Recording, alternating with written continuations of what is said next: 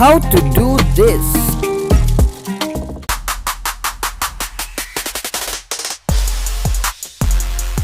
First thing to do is open natin yung CapCut new project, then mag-select tayo ng video na magsisilbing background natin, wherein ito na yung magsisilbing intro video para sa mga vlog natin.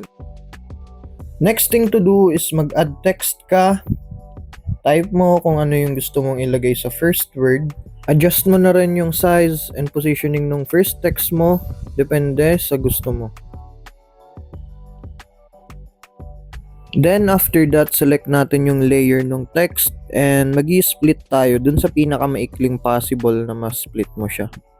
And as much as possible, dapat equal din yung length ng pagka-split mo sa bawat text.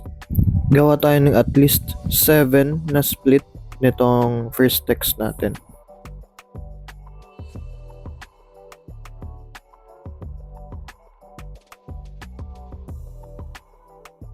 Lahat ng mga in-split natin na text ay papalitan natin ng iba-ibang font.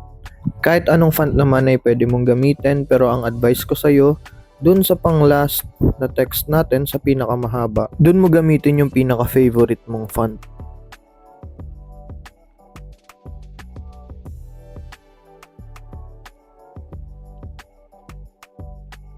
So ako ang gagamitin ko is yung flexible na font.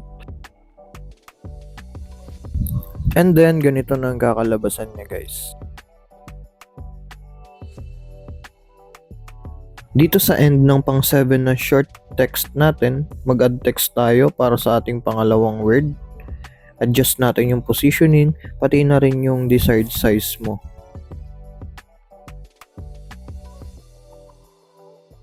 Ulitin lang natin yung mga steps na ginawa natin para sa first word.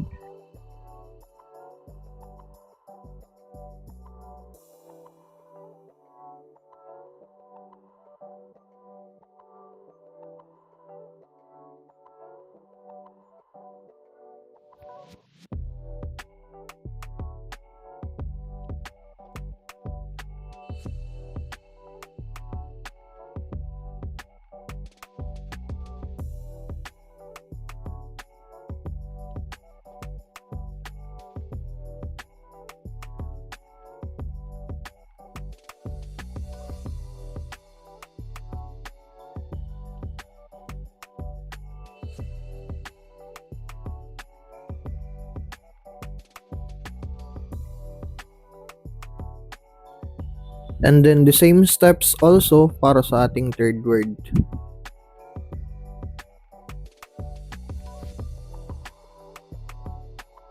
Pag okay na, pwede mo nang i-cut yung mga clips natin, pati yung mga text kung hanggang saan mo lang sila gusto, kung gaano kahaba. Tapos export mo na.